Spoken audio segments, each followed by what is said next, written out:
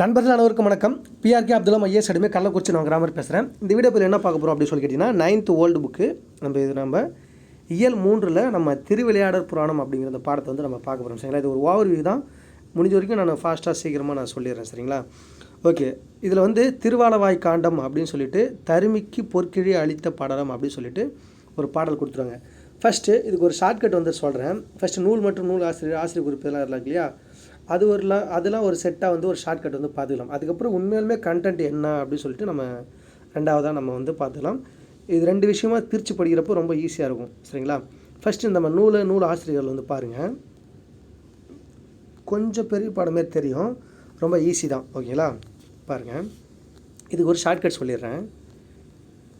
நூல் ஆசிரியர் குறிப்பு ஒரு ஷார்ட்கட்டு. ஓகேங்களா, பாருங்கள், செமையாக இருக்கும், பொறுத்திருந்து பாருங்கள். இந்த பாடம் திருவிளையாட புராணம் அப்படிங்கிறது ரொம்ப ரொம்ப முக்கியமானது. இது எப்பவுமே வந்து எக்ஸாமில் கேட்டுட்ருக்க ஒரு பாடம். ஷார்ட்கட் நோட் பண்ணிங்க, பக்காவாக இருக்கும். ஓகேங்களா, ஓகே. ஃபஸ்ட்டு இப்போ நம்ம ஒரு 10 பேர் ஞாபகம் வச்சுங்க. நம்ம இது வந்து இப்போ நீங்கள் என் கூட வந்து இணைஞ்சிட்டிங்க. நம்ம எத்தனை பேர் விளாட்றோம்? ஒரு 10 பேர் நம்ம போய் என்ன பண்ணுறோம், சின்ன வயசில் நம்ம விளாண்டுட்ருக்கோம்.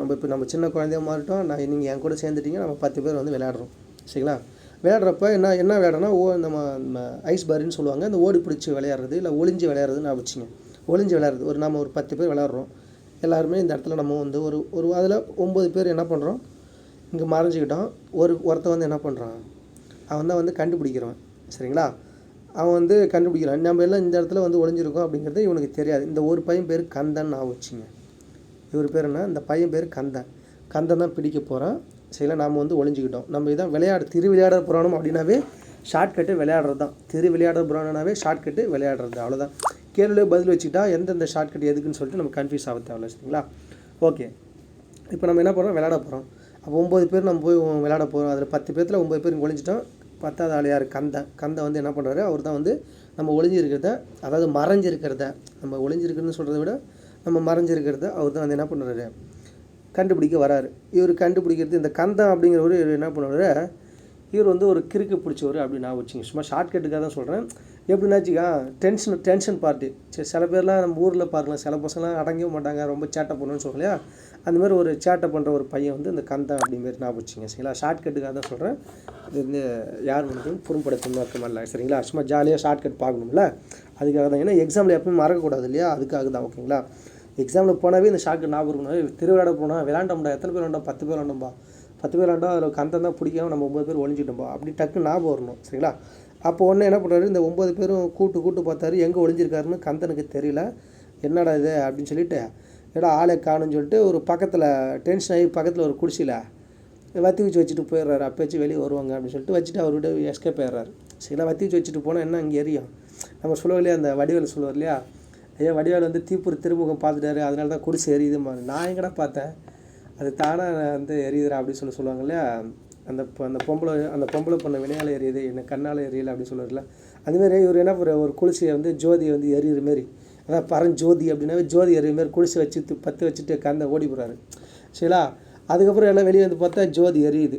சரிங்களா, அப்புறம் வந்து இதுக்கு யார் பொறுப்பு, கந்தன் என்ன தான் ஓடி போட்டாலும் அவன் கந்தன் வந்து எஸ்கேப் ஆகிட்டார். என்ன தான் இருந்தாலும் நான் யார் பொறுப்பு, இந்த விஷயத்துக்கு நாம் தான் பொறுப்பு. யாரெல்லாம் விளாண்டிங்க இங்கே வாங்க, யார் வந்து யார் 10 பேரா, சரி யார் ஜோதி பற்ற வச்சது யார், சரிங்களா, யார் சார் யார் பற்ற வச்சது, கந்தன். அவன் ஆளை இருக்கானோ இல்லையா, கந்தன் ஆளை காணும். அப்போ யார் பொறுப்பு, நீங்கள் தானே பொறுப்பு. ஆமாம், நாம் தான். நீங்கள் சொல்கிறது நானும் இது விளையாட்டு விளையாடுறதுனால நாம் தான் பொறுப்பு. சரிங்களா, வேறு வழி இல்லை. ஓகேங்களா, அப்படின்னு சொல்லிட்டு இந்த சம்பவம் நடந்திருக்குது வந்து, இது நம்ம எங்கே விளாட்றோம், நாமெல்லாம் எங்கே விளாட்றோம், நாம் எங்கே விளாட்றோன்னா மதுரையில் விளாட்றோம். நம்ம எங்கே விளாட்றோம், மதுரையில் இந்த விளையாட்டு இந்த சம்பவம் நடந்துச்சு அப்படின்னு ஞாபகம் வச்சுக்கலாம். ஓகேங்களா, சரிங்க. அப்போ ஒன்று என்ன பண்ணுறாரு, இந்த சம்பவம் நடந்து முடிஞ்சிருச்சு. ஆனால் நம்ம இதுக்கு முன்னாடி நம்ம என்ன பண்ணிகிட்டு இருந்தோம் அப்படின்னா, இது மட்டும் ஞாபகம் வச்சுங்க. சரி, நம்ம டிவி தான் பார்த்துட்டு இருந்தோம். சரிங்களா, டிவி பார்த்துட்டு இருந்தோம். ஆனால் கந்தன் தான் விளையாட கூப்பிட்டான். என்னப்பா டிவி பார்த்துட்டு இருந்தோம், சரி டிவி பார்த்துட்டே இருந்துக்கலாம் போல், கந்தை விளையாட கூப்பிட்டு வந்து ஓடி பிடிச்சி மறைஞ்சு விளையாண்டதுக்கு கந்தை ஒரு வேலையை பார்த்துட்டு போயிட்டார். சரி, ஓகே அப்படின்னு நினச்சிட்டு இது நாம் தான் பொறுப்பு ஞாபகம் வச்சுங்க. அது மாதிரி நம்ம டிவி பார்த்துட்டு இருந்தோம், அது மட்டும் ஞாபகம் வச்சோம். ஓகேங்களா, இப்போ ஷார்ட்கட் பாருங்கள், பக்காவாக இருக்கும். ஓகேங்களா, பாருங்கள். திருவிளையாடற் புராணம் ஆசிரியர் குறிப்பு, திருவிளையாடற் புராணம் ஆசிரியர் குறிப்பு. திருவிளையாடல்னாவே விளையாண்டோம், என்ன விளையாண்டோம் ஞாபகம் இருக்கணும். ஓகேங்களா, அதை வச்சு நம்ம ஈஸியாக ஞாபகம் வச்சுக்கலாம். பாருங்கள், பரஞ்சோதி முனிவர். பாருங்கள், திருவிளையாட புராணத்தை இயற்றுவர் யார்? இப்போ விளையாட போய் என்ன எரிஞ்சுது? ஜோதி எரிஞ்சு, குடிசை எரிஞ்சு. விளையாட போனதுக்கு என்ன ஆபத்து வந்துச்சு? ஜோதி. பரஞ்சோதி முனிவர் அவர் தான் திருவிளையாட புராணத்தை இயற்றினார். சரிங்களா? அப்போ நாம் தான் விளாண்டோம், அதில் ஞாபகம் வச்சுக்கணும். நாம் தான் விளாண்டோம் அப்படின்னு சொன்னால் அது நாகை மாவட்டம், அது நாகப்பட்டினம் மாவட்டம். நாம் விளாண்டோம் இல்லையா, அது நாமளும் பொறுப்பு, நீங்களே விளாண்டுருக்கீங்க, அதனால் சொல்கிறேன். ஓகேங்களா? சரிங்க, ஷார்ட்கட் பார்க்கலாம். இப்போ என்ன சொன்னால், நாம் விளாண்டோம் அப்படின்னு சொன்னால் அதனால் விளையாண்டதுனால என்ன நமக்கு வந்துச்சு அப்படின்னா ஜோதி. சரிங்களா? ஜோதி எரிஞ்சிச்சு. நாம் தான் விளாண்டோம், நாகப்பட்டினம் மாவட்டம். என்ன விளைஞ்சோம்? மறைஞ்சு விளாண்டோம். அதான் திருமறைக்காடு. நம்ம போய் மறைஞ்சிக்கிட்டோம்னு சொன்னோம் இல்லையா, மறைஞ்சிக்கிட்டோம். அவர் எந்த ஊர்? திருமறைக்காடு. அது எங்கே இருக்குன்னா வேதராணியம். இப்போ வேதராணியம் வந்தாவே கண்டிப்பாக அந்த வேதராணியம் புராணம்னு சொல்லிட்டு ஒன்று எழுதியிருப்பார். சரிங்களா? இது இருக்கட்டும். திருமறைக்காடு பக்கத்தில் வேதராணியம் என்னும் ஊரில் பிறந்தார். அந்த திருமறைக்காடு அப்படிங்கிறத இப்போ வேதராணியம்னு சொல்கிறாங்க. சரிங்களா? சரிங்க, நம்ம மறைஞ்சு விளாண்டோம். ஆனால் நம்ம அதுக்கு முன்னாடி நம்ம என்ன நினச்சோம்? சரி, நம்ம டிவியே பார்த்துருந்துருக்கலாம். இங்கே விளையாண்டு ஒரு குடிசை எரிஞ்சு ஜோதி எரிஞ்சிச்சு அப்படின்னு சொல்லுவாங்க. டிவி அப்படின்னா டீனா தமிழ், வீணா வடமொழி. டிவி அந்த மொழியில் ரொம்ப புலமை மிக்கவர் யாருன்னு கேட்டால் பரஞ்சோதி. நம்ம விளையாண்டனாவே ஜோதி தான் ஞாபகம் இருக்கணும். திருவிழா போனால் ஜோதி, பரஞ்சோதி. விளையாண்டதுனால ஜோதி எரிஞ்சு திருவிழா போனோம் பரஞ்சோதி முனிவர் ஞாபகம் இருக்கணும். அப்போ தந்தை பேர் என்னது? மீனாட்சி சுந்தரா தேசிகர். சரிங்களா?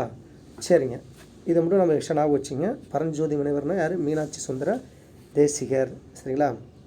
சரிங்க, இப்போ இந்த பரஞ்சோதி முனிவர் சொல்கிறப்ப இல்லையா, இவர் என்ன பண்ணார்? உண்மையான கான்செப்ட் என்னென்னா, இவர் துறவியாகி எல்லா ஊருக்கும் இறைவனை போய் சாமி கும்பிட்றப்ப திடீர்னு மதுரைக்கு போயிறார். ஒரு நாள் அப்படியே ஒவ்வொரு சாமியாக துறவியாகி சாமி கும்பிட்றப்ப மதுரைக்கு போகிறோம். நம்ம இந்த சம்பவம் நடந்துச்சு, மதுரை நடந்துச்சு சொன்னேன். மதுரை தான் நம்ம விளையாண்ட சொன்னோம். மதுரை நகர் விளையாடுறப்ப அந்த மதுரைனாவே மீனாட்சி அம்மன் தானே. மீனாட்சி அம்மன் மதுரையில் சோமசுந்தர கடவுளை வணங்கியிருக்காரு. அங்கே வணங்குறப்ப அந்த நகரிலே கொஞ்ச நாள் தங்கியிருந்திருக்காரு. யார்? இவர் உண்மையான கான்செப்ட்டு. சரி, நான் அந்த கான்செப்டை நான் சொல்லிடுறேன் ஃபஸ்ட்டு. இப்போ நம்ம என்ன சொன்னேன்? அந்த விளையாட போனோம் சொன்னோன்னே, விளையாட போனப்போ எத்தனை பேர் விளாண்டோம்? 10 மதுரை 10 மதுரை தான் விளாண்டோம். மதுரை 10 அது அப்படின்னா 10 பேர் விளாண்டோன்னு சொன்னேன். அந்த 10 பேர் அப்படிங்கிறது 10 சரிங்களா? அதுக்கப்புறம் அந்த வேதராணியம் புராணம் அப்படின்னு சொல்லிட்டு ஒரு நூல் எழுதியிருக்காரு. அது மொழிபெயர்ப்பு நூல். அது வேதராணியம் புராணம். அது இதில் இல்லை, ஓல்டு புக்கில் இருக்கும். இன்னும் பழைய எடிஷனில் இருந்துச்சு. சரிங்களா? ஓகே. அதுக்கப்புறம் என்ன மதுரை தான் விளாண்டோம் இல்லையா? மதுரை காண்டம், கூடர் காண்டம், திருவாலவாய் காண்டம் அப்படின்னு சொல்லிட்டு 3 காண்டங்கள் இருக்குது. இப்போ இது எப்படி நான் வச்சுன்னா, மதுரை அப்படின்னா 18. சரிங்களா? 18 வயசு ஆனால் அந்த மது அலோடு கிடையாது, 18+ தான் அப்படின்னு நான் வச்சுங்க. மதுரை காண்டம். இல்லை 18 வயசு ஆனால் தான் கல்யாணம் பண்ணுவாங்க. சரிங்களா? மதுராவுக்கு அப்படின்னு பொண்ணு விட நான் வச்சுங்க. திருவாலவாய் காண்டம். வாய்னா என்னது? 16 வயசில் அந்த டைமில் தான் வாய் அதிகமாக இருக்கும் உனக்கு. 16 வயசு ஆனால் உனக்கு வாய் அதிகமாகிடுது அப்படின்னு நான் வச்சுங்க. கூடர் காண்டம் அப்படின்னா முக்கூடர் பல்லு நம்ம படிச்சிருக்கோம் இல்லையா, முக்கூடர். அப்போ முக்கூடர் அப்படின்னாவே 30 30 படலும். கூடர் முக்கூடர் 30. அது நான் வச்சுருவோம். ஒவ்வொரு படலுக்கும் எத்தனை சொல்லிட்டு பொறுத்துல கேட்பாங்க, அதுக்காக சொல்கிறேன். அப்போ இதெல்லாம் கூட்டினா எத்தனை வரும்? லாஸ்ட்டாக உங்களுக்கு 64 உட்பிரிவு படலங்கள் வந்துடும். 64 படலம் உட்பிரிவு எல்லாம் ஒன்று தான். பாருங்கள் எத்தனை வரும்? 18, அப்புறம் 30, அப்புறம் 16. இதை கூட்டி பாருங்கள், 64 வந்துடும். இந்த 64 வந்துடும். சரிங்களா? சரிங்க. அதுக்கப்புறம் 3363 பாடல்கள். இப்போ நான் சொன்னேன் இல்லையா, இந்த 3363 பாடல்கள்னு சொல்லிட்டு அதில் இந்த 3 எல்லாமே 3 தான் வரணும். ஆனால் இந்த இடத்துல மட்டும் 3 அடிச்சுட்டு 63. 3363 பாடல்கள். 3363 பாடல்கள். சரிங்க சார். இப்போ இந்த கந்தை கொளுத்திட்டு போயிட்டான் அப்படின்னு சொன்னோம் இல்லையா, இதில் கந்த புராணம் அப்படின்னு சொல்லியிருக்கும். கந்த புராணத்தில் ஆலசிய மான்மியத்தை அடிப்படையாக கொண்டு தான் இந்த நூலை ஈட்டிருக்கு. என்ன சார் கந்தம் தான் சொன்னீங்களா? அது என்ன சார் அப்படின்னா கந்த புராணம். இந்த திருவிளையாட புராணம் எதை தழுவி வந்துச்சு அப்படின்னா கந்த புராணத்தில் ஆலாசிய மான்மியத்தை அடிப்படையாக கொண்டு வந்துச்சு அப்படிங்கிறாங்க. ஆலாசிய மான்மியம் இது புக்கில் இல்லை, அது எழுதிக்கங்க. ஓல்டு எடிஷனில் இருந்துச்சு. ஆலாசிய மான்மியம். அதான் கந்தை என்ன பண்ணுது? அந்த ஜோதியை 10 வச்சுட்டு ஆளை காணும் அப்படின்னு சொன்னோம் இல்லையா, அது நான் வச்சுங்க. அது அடிப்படையாக கந்த புராணத்தை அடிப்படையாக கொண்டு தாங்க இந்த திருவிழா புராணம் வந்துச்சுங்க. அவ்வளோதாங்க, சிம்பிள் ஷார்ட் கட்டுங்க. ஓகேங்களா? சரிங்களா? இதுக்கு இந்த பாடல் பாருங்கள், 3 எல்லாமே 3 வரணும். ஆனால் எல்லாமே நம்ம 3 சரசமாக இருந்தால் ஒருத்தர் மட்டும் மாறி இருந்தால் இல்லையா, அதான் 6 3. இந்த 3 6, அப்புறம் மறுபடியும் 3 சொல்லியா 3363 பாடல்கள். சரிங்களா? அந்த ஒரு ஆள் தான் அந்த கந்தனை வச்சு, இந்த 6வது ஆள் தான். சரிங்களா? அதுக்கப்புறம் 64 திருவிழா விலக்கி எழுந்த நூல்கள் விரிவானதும் சிறப்பானதும் ஆகும். இந்நூல் இறைவனுடைய 64 இந்த இங்கே என்ன சொன்னாலே 64 உட்பிறவின்னு சொன்னாலே அதுமாரி 64 திருவிடை வந்து விளக்கி இந்த பாடல் வந்து கொடுத்துருக்காங்க. சரிங்களா? இந்த தொடநமையும் இந்த தொடநயம் பக்திக் சுவை அப்படின்னு இருக்குது. இது பக்தின்னு போட்டுங்க, பக்தி சுவை. பக்தி சுவையும் உள்ள மிக்க இந்த நூலுக்கு நாமும் வேங்கடசாமி உரை எழுதினார். கேட்பாங்க திருவிளையாடல் புராணத்துக்கு உரை எழுதிவர் யாருன்னு கேட்பாங்க. ரொம்ப ரொம்ப இம்பார்ட்டன்ட் கொஸ்டின். இது ஷார்ட்கட் என்னென்னா, இப்போ நம்ம யார் இப்போ எல்லாத்துக்கும் யார் பொறுப்புனா நாம தான் பொறுப்பு. நாம பொறுப்பு அப்படின்னா நான் வச்சுங்க. இந்த ஜோதி எரிஞ்சதுக்கு யாருங்க பொறுப்பு? நம்ம விளையாட போனோம், எல்லாம் போட்டுருவோன்னு பார்த்தா எல்லாம் திட்டி விட்டாங்க. மதுரை விளாண்டோம், 10 பேர் விளாண்டோம், மதுரை 10 அந்த சரிங்களா? இந்த ஜோதி எரிஞ்சதுக்கு யார் பொறுப்பு? நாமளும் பொறுப்பு. நாமளும் விளாண்டுருக்கோம். அதை நாமும் வேங்கடசாமி. சரிங்களா? முடிஞ்சிங்களா? எல்லாமே முடிஞ்சா? சரி. இது நூலை வந்து எப்படிங்க அவர் ஏற்றினார்? உண்மையிலுமே அவர் ஏற்றின நூல். இந்த நூல் வந்து எப்படி அவர் வந்து பரஞ்சோதி முனிவர் ஏற்றினார் அப்படி கேட்டால், அதான் ஊராக போய் சாமி கும்பிட்றப்போ மதுரை மீனாட்சி அம்மன் கோயிலில் போய் சாமி கும்பிட்டு, மதுரையில் கொஞ்ச நாள் தங்கிறதுனால, இந்த சோமசுந்தரக்கல்ல மதுரை மீனாட்சி அம்மன் கோயிலில் சாமி கும்பிட்டு அங்கேயே தங்குறதுனால அந்த ஊர் மக்கள், அந்நகரத்தார் அப்படின்னா என்னது, அந்த மக்கள், மதுரை மக்கள் வந்து கேட்டுக்கிட்டாங்க. இப்போ எப்பவுமே பாண்டியன் கேட்டுக்கொண்டதுனால தான் ஒரு புலவர்கள் வந்து பாடல் எழுதுவாங்க. இது அப்படி கிடையாது. அந்நகரத்தார் அவரை கேட்டுக்கொண்டதற்கு இணங்க திருவிளையாடல் புராணத்தை இயற்றினார். இது உண்மையான கான்செப்ட். அந்த ஷார்ட்கட் முடிஞ்சு. இது உண்மையான கான்செப்ட். அந்நூலை சிவபெருமான் திருக்கோவிலின் எதிரே உள்ள அருகால் பீடத்தில் இருந்த வடமொழி புலவர், தென்மொழி புலவர்கள் யாவரும் போற்ற அரங்கேற்றினர். யார் முடிய அரங்கேற்றினார்? அந்த கோயிலுக்கு, சிவபெருமான் கோயிலுக்கு எதிரே உள்ள அருகால் பீடம்னு ஒன்று இருக்கான். இப்போ இந்த அருகால் பீடம்னு சொல்லிட்டு ஒரு பீடம், அந்த கோயிலுக்கு முன்னாடி அருகால் பீடம் இருக்குது. அங்கே இந்த புலவர்கள்லாம் வடமொழி தென்மொழி புலவர்கள் முன்னாடி வச்சு அவங்க போட்டுற மாதிரி இது அரங்கேற்றிருக்கார். யார்? அப்போ பார்த்தீங்க, இவங்க புலவர் முன்னாடி அரங்கேற்றிருக்காரு. ஆனால் யார் வந்து கேட்டுக்கொண்டதுனால, அந்த நகரத்தார் கேட்டுக்கொண்டதுனால திருவிளையாடல் புராணம். நீங்கள் ரொம்ப வந்து ஊராக சுற்றி பார்த்து இங்கே ஒரு நாளாக தங்கியிருக்கீங்க, இந்த ஒரு திருவிளையாடல் புராணத்தை ஈட்டுட்டு போங்க, இது வந்து தான் வந்தீங்க அப்படின்னு சொன்னோன்னே அது விளையாட்டை ஆரம்பித்து இவரும் ஒரு விஷயத்த திருவிளையாடல் புராணத்தை ஆரம்பிச்சிட்டாருங்க. சரிங்களா? சரிங்க. இதில் இந்த கொங்குதேர் வாழ்க்கை அஞ்சிரை தும்பி அப்படின்னு இருக்கும். இந்த கொங்குதேர் வாழ்க்கை அஞ்சிரை தும்பி அப்படின்னா, இந்த அஞ்சிரை தும்பி அப்படின்னா குறுந்தொகை. அஞ்சிரை தும்பினா குறுந்தொகை. ஏன்னா கடவுள் வந்து கொங்குதேர் வாழ்க்கைன்னு சொல்லிட்டு இந்த பாடல் வந்து கான்செப்ட் வந்து தருமிக்கு வந்து பாடல் வந்து எப்போ எழுதி கொடுப்பாரு. அது கொங்குதேர் வாழ்க்கைன்னு மட்டும் வந்தால் என்னங்க, இறைவன் எழுதிய பாடல். இறைவன் வந்து தருமிக்கு எழுதிய பாடல். ஆனால் கொங்குதேர் வாழ்க்கை அஞ்சிரை தும்பி, அது கொங்குதேர் வாழ்க்கைன்னு வந்தால் மட்டும் திருவிளையாடல் புராணம். அது கான்செப்ட் இப்போ சொல்ல போகிறேன். ஆனால் அஞ்சிரை தும்பின்னு வருது. 5 ரூபான்னு வச்சுக்க. 5 ரூபா அப்படிங்கிறது குறுந்தொகையா பெருந்தொகையா? 5 ரூபா அது குறுந்தொகை. 5 ரூபா கொடுப்பா. 5 ரூபா என்னவோ டீ குடிக்க 5 ரூபா கொடுக்குறா, இது குறுந்தொகை தான். 10 ரூபா வேணும், டீ குடி கூட 10 ரூபா வேணும் அப்படிமாரி நான் வச்சுங்க. அஞ்சிரை தும்பி, 5 ரூபா வந்து தம்பி வந்து குறுந்தொகையாக கேட்குறான் அப்படிமாரி நான் வச்சுக்கேன். சரிங்களா? ஓகே, முடிஞ்சுங்களா? இப்போ இது வந்து நம்ம இப்போ எப்போ கேட்டாலும் நீங்கள் வந்து அழகாக ஆன்சர் பண்ணலாம். இந்த பாடம் வந்து இதில் ஆசிரியர் நூறு விருப்பம் முடிஞ்சுங்க. சரிங்களா? ஓகே. இப்போ அடுத்து வந்து நம்ம பாடல் வந்து உண்மையான கான்செப்ட் என்னென்னு பார்க்கலாம். ஷார்ட்கட் பார்த்துட்டோம். அதில் எப்படி வந்து யார் மக்கள் சொல்ல அவர் அரங்கேற்றான்னு சொல்லி பார்த்துட்டோம். சரி, உண்மையான கதை என்னன்னு சொல்லி ஃபாஸ்ட்டாக சொல்லிடுறேன். சரிங்களா? இது வந்து சிவபெருமான் தமிழ் புலவர்கள் இறைவனுக்கும் தமிழுக்கும் உள்ள பிணைப்பை உறுதிப்படுத்தவே திருவிளையாடல் புராணம் என அழைக்கப்படுகிறது அப்படி சொல்கிறாங்க. சிவபெருமான் இந்த கடவுள் இருக்கார் இல்லைங்களா? இப்போ உதாரணத்துக்கு எந்நாட்டில் எல்லாத்துக்கும் பொதுவாக சிவபெருமான் இருந்தாலும் தென்னாட்டிலோடு தன்னுடைய அருள் விளையாடலை நிகழ்த்துவர் யாருன்னு கேட்டால் தென்னாடுடைய சிவபெருமான். எல்லா நாட்டிலையும் பொதுவாக சிவனை வணங்குறாங்க. ஆனால் தென்னாட்டில் மட்டும் அருள் வந்து திருவிளையாடல் வந்து நிகழ்த்துவர் யாருன்னு கேட்டால் தென்னாடுடைய சிவபெருமான். சரிங்களா? இது என்ன, திருவிளையாடல் புராணம் எதை கான்செப்டாக வச்சு இது எழுதுனாங்க அப்படின்னு கேட்டிங்கன்னா, தமிழ் புலவர்கள் இறைவனுக்கும் தமிழுக்கும் உள்ள பிணைப்பை உறுதிப்படுத்தவே எழுதியிருக்காரு. அந்த இறைவனுக்கு தமிழுக்கும், அந்த தமிழ் இறைவன் இருக்கு, இறைவனே தமிழ் எப்படி வந்து எழுதி தராரு பாடலை, அந்த இறைவனுக்கு தமிழுக்கு உள்ள பிணைப்பு வந்து உறுதிப்படுத்துறதுக்காக இந்த திருவிளையாடல் புராணம் வந்து எழுதியிருக்காங்க. சரிங்களா?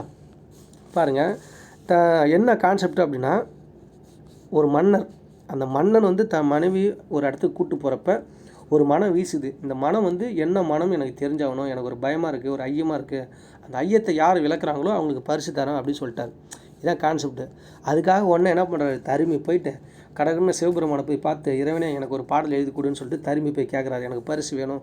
அதனால் அதாவது செண்பக பாண்டியன்னு சொல்லுவாங்க. அதாவது சூடாமணி பாண்டியனுக்கு இன்னொரு பேர் செண்பக பாண்டியன். செண்பக வனத்தில் போயிட்டு செண்பக மாலையை போட்டதுனால செண்பக பாண்டியன் கூட இன்னொரு பேர் இருக்குது. அந்த செண்பகவனத்துக்கு கூட்டு போகிறப்ப, தன் மனைவியை கூட்டு போகிறப்ப ஒரு மனம் வீசும். அந்த மனம் வீசுகிறப்ப என்ன ஒரு ஐயம் இருக்குது, எனக்கு ஒரு என்ன இது புது மனமாக இருக்குது, இது என்ன மனம்னு எனக்கு தெரிஞ்சாகணும், இந்த ஐயத்தை எனக்கு போக்குறவங்களுக்கு நான் பொற்காசு தரேன்னு சொல்லிட்டு அந்த செண்பக பாண்டியன் வந்து சூடாமணி பாண்டியன் என்கின்ற செண்பக பாண்டியன் வந்து சொல்கிறார். இந்த சூடாமணி பாண்டியன் செண்பக பாண்டியன் அவங்க அப்பா பேர் வங்கி சேகர பாண்டியன்.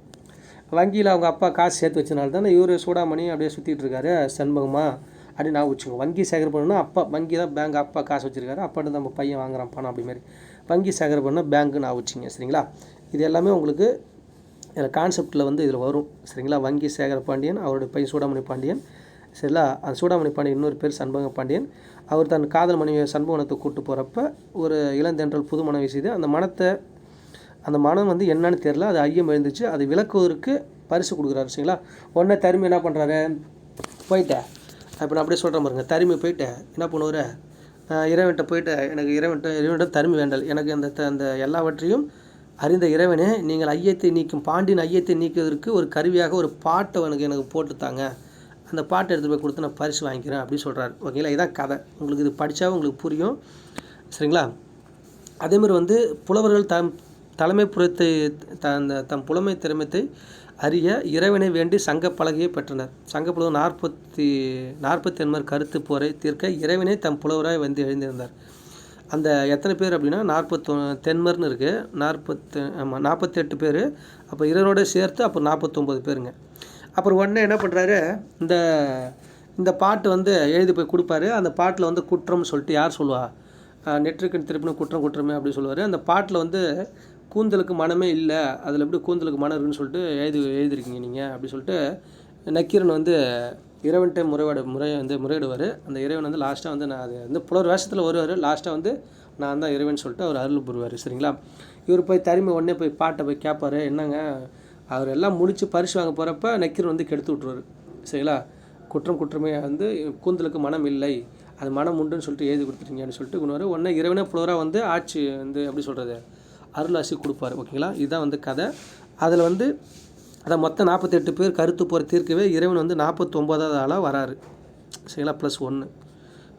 சரிங்களா? இதுதான் இதில் கொடுத்துருக்காங்க. ஓகேங்களா? இப்போ பாருங்களேன், கதை ஃபுல்லாக பார்த்தா உங்களுக்கு புரியும். பாருங்களா, இறைவன் வந்து தருமிட்டு போகிறாரா, அதான் ஐயத்தை நீக்கணும், அதான் வைய நாடவன்னா அந்த பாண்டிய மன்னத்தோட ஐயத்தை நீக்கணும். இதுக்கெல்லாம் ஷார்ட்கட்டே தேவையில்ல, அப்படி படித்து பார்த்தா புரியும்.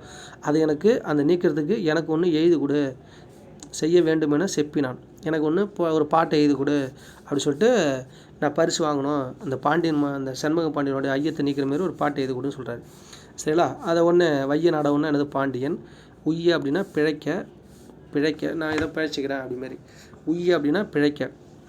சரிங்களா? நம்ம ஊருக்கு போனால் தான் பிழைக்க முடியும், உய்ய ஏதாவது வெளியூருக்கு போனால் தான் பிழைக்க முடியும். இறந்து செப்பினான் அப்படின்னா பணிந்து வேண்டினான். சரிங்களா? இலக்கண குறிப்பு இதெல்லாம் பார்த்துக்கணும். ஓகேங்களா? இந்த பகுதியில் இருக்குன்னா இலக்கண குறிப்பு இதெல்லாம் அப்படியே ரீடு விடுங்க, வந்ததே தான் வந்துட்டுருக்கோம். சரிங்களா? ஓகே. அதுக்கப்புறம் உடனே இறைவன் என்ன பண்ணுறாரு, தருமிக்கு பாடல் கொடுத்துறாரு. அந்த பாடல் தான் கொங்குதேர் வாழ்க்கை. ஏற்கனவே சொன்ன கொங்குதேர் வாழ்க்கை அஞ்சிரை தும்பி அப்படிங்கிறது வேறு. கொங்குதேர் வாழ்க்கை தமிழ் சொல்லி நல்கினார், இன்னல் தீர்ந்தவர் இறைஞ்சி வாங்கினான். கொங்குதேர் வாழ்க்கைன்னு பாட்டு எழுதி கொடுத்தோன்னா அவர் இறைஞ்சி வாங்கினான்னா ஓகே, ரொம்ப சந்தோஷத்தில் கடவுளே எனக்கு பாட்டு எழுதி கொடுத்துரு, இந்த பாட்டு எடுத்துகிட்டு போயிட்டு அப்படியே பாண்டி முன்னாடி போய் கொடுத்து பாடி, அந்த செண்பக பாண்டி முன்னாடி போய் பாடி அப்படியே பரிசு வாங்கிட்டு ஜாலியாக செட்டில் ஆகணும்னு நினச்சார் இறைவன் தருமி. சரிங்களா?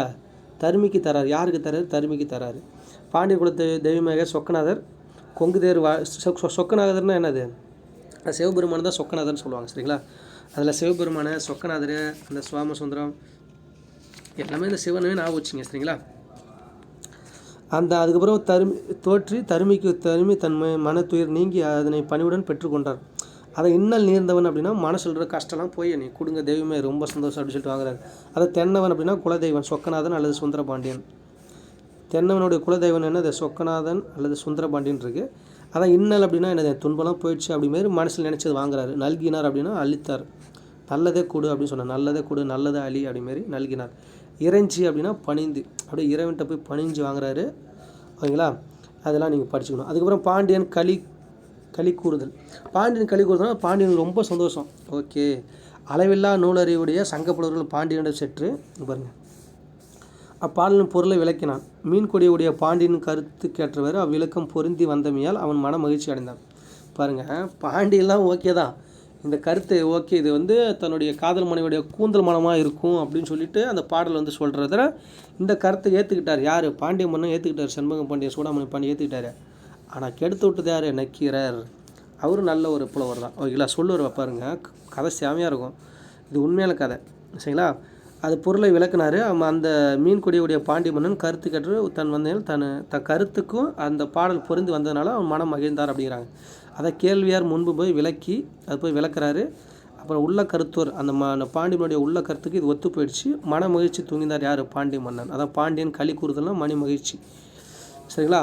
சொற்பொருள் எப்பவுமே முக்கியம். அலக்கியல் கேள்வியார்னா அளவற்ற நூல் அறிவினர். அலன்னு வந்துடுச்சு. கேள்வி அப்படின்னா நூல் அறிவு உள்ளவங்க தான் கேள்வி கேட்க முடியும். அப்படி மாதிரி சிரம்னா என்னது? தலைன்னு சொல்லுவோமா? அப்போ சிரம் துளசினா தலையசைத்து தலையசைத்து கேட்குறாரு. மீனவன் அப்படின்னா மீனவன் கொடிய உடைய யார்? மீன் கொடினாவே யார்? பாண்டியன் தான் வந்துடும். அது நான் வச்சுக்கணும். மீனவன்னு கேட்பாங்க இந்த கூடம். மீனவன் என்பது மீன் கொடிய உடைய பாண்டியன் அர்த்தம். சரிங்களா? இது அப்படியே நீங்கள் பார்த்துங்க. அடுத்து நக்கீரன் தருமியை விளக்குதல். சரிங்களா? பாண்டியன் யாவலாலும் புலவராலும் திரும்பிச் சென்று கழகத்தின் வெளியில் தொங்கிய சிறந்த பொன்முடியை அறுத்தெடுக்கும் தருமியை கீரன் எதிர்பட்டு நில் என்று தடுத்தான். கீரன் அப்படின்னா இந்த இடத்துல நக்கீரன் அர்த்தம். பாருங்கள், அழகாக அந்த பொற்கிழியை அறுக்கும் நம்பியை. நம்பி அப்படின்னா இந்த இடத்துல யார்? தருமின்னு அர்த்தம். நம்பினா தம்பி கிடையாது, தருமி. அந்த நம்பியை போயிட்டு நில்லு அப்படின்னு சொன்னால் எப்படி இருக்கும்? நம்ம எல்லாம் முடிச்சுட்டு போய் இருக்கு அந்த பொற்காசு அள்ள போகிறப்ப நில்லு அப்படின்னு சொன்னால் எப்படி இருக்கும்? சொன்னது யார்? நக்கீரன். விபுதர்னா புலவர். அந்த விபு புலவர் அப்படின்னு படிங்க. தூங்கி அப்படின்னா தொங்கிட்டுருக்கு. என்ன தொங்கிட்டுருக்கு? அந்த பொற்கிழி, அந்த பொற்காசுகள் பொன் முடிப்பு வந்து தொங்கிட்டுருக்கு. அதை போய் நிறுன்னு சொன்னால் எப்படி இருக்கும்? நிறுத்து அப்படின்னா தருமி இறைவனுடன் முறையிடுதல். தருமி இறைவன் அளித்த பாடலை அவன் திருமுன் அளித்து நீல நீர கழித்த நீர உடைய இறைவனே குற்றமுள்ள பாடலை நீ எனக்கு அளித்தது ஏன்?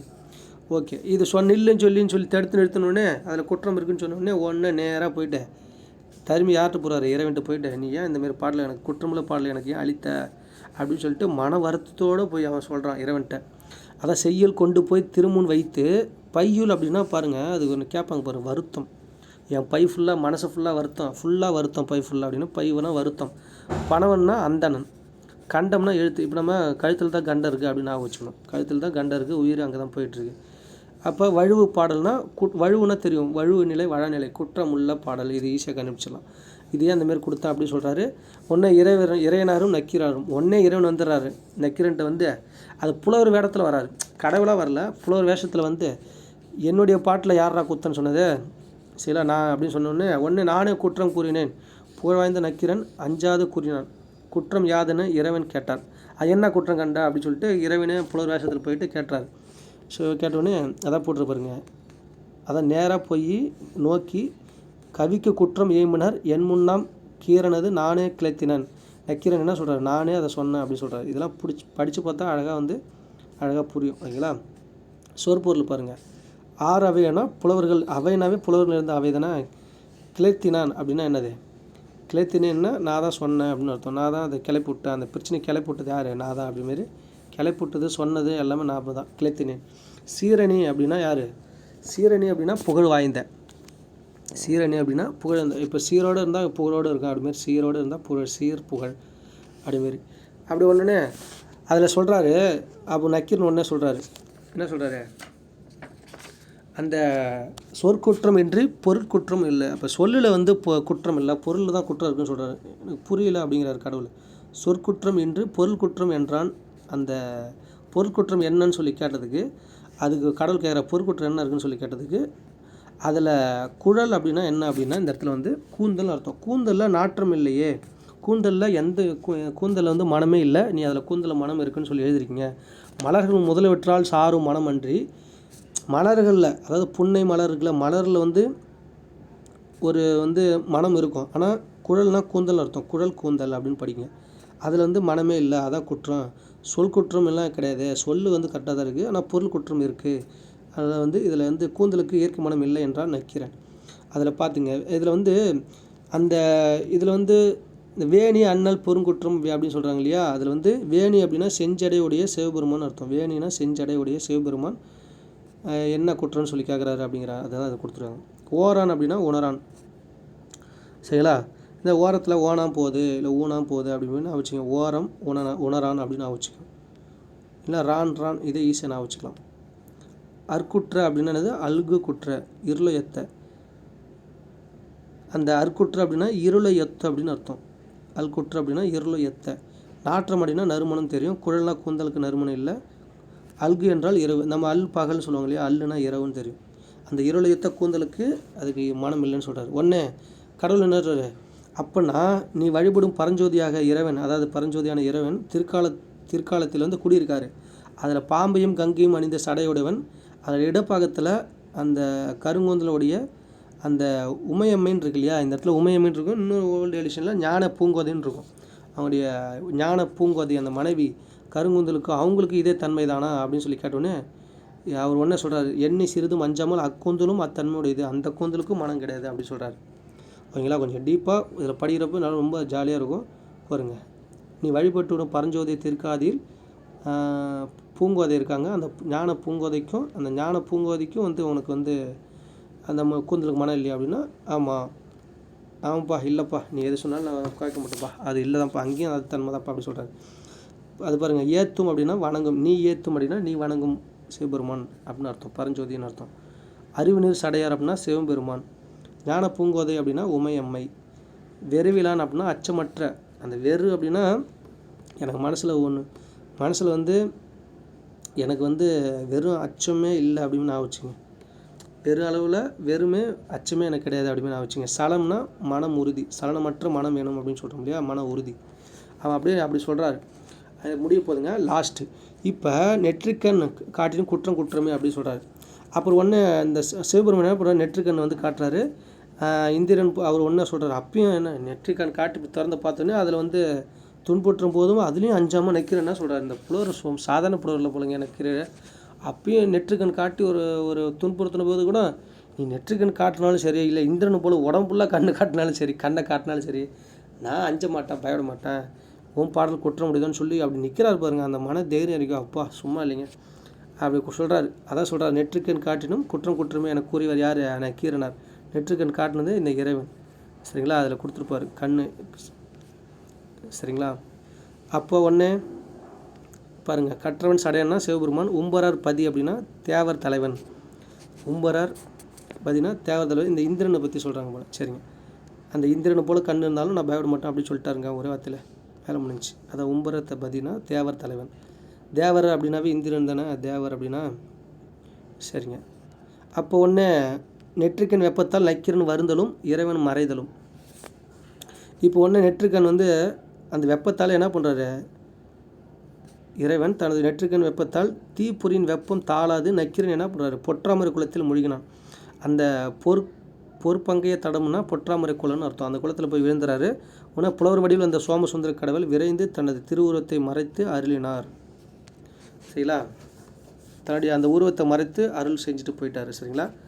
அவர் உடனே அந்த ஆள் வந்து ரொம்ப கஷ்டப்பட்டு போய் வெப்பம் தாங்காமல் போய் அதில் போய் விழுந்துட்டார் குளத்தில், பொற்றாமரை குளத்தில், ஓகேங்களா. இதை மட்டும் பார்த்துங்க.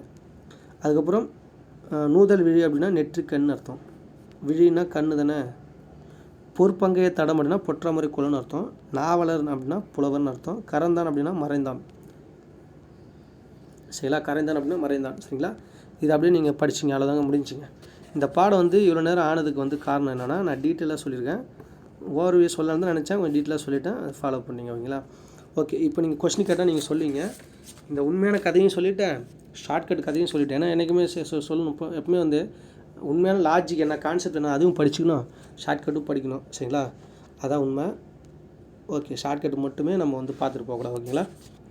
ஓகே, இப்போ நம்ம ஆன்சர் பண்ணுங்கள்.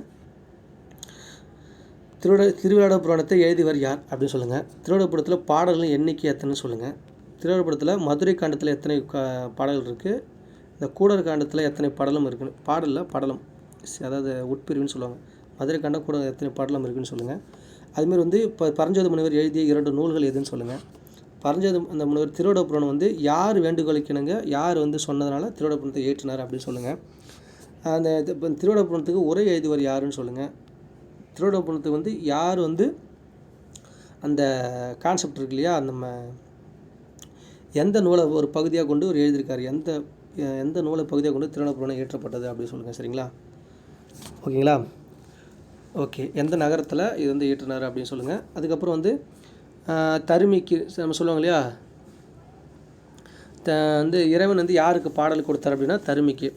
அந்த பொற்கொழி பணத்தை எடுக்க போகிறப்ப தடுத்தது யாருன்னு கேட்டால் அது யாருன்னு சொல்லுங்கள், நக்கீரன். இது நம்ம அந்த புக் பேக்கில் இருக்கும், ஓகேங்களா, அதை பார்த்துக்கலாம். சரி, இதை வச்சு நீங்கள் இந்த புக் பேக் அட்டன் பண்ணுங்கள். ரொம்ப ரொம்ப ஈஸியாக இருக்கும். இப்போ இவ்வளோ சொன்னதுக்கு இந்த புக் பேக் நீங்கள் அட்டன் பண்ணது கரெக்டாக இருக்கும். ஓகேங்களா? ஓகேங்க.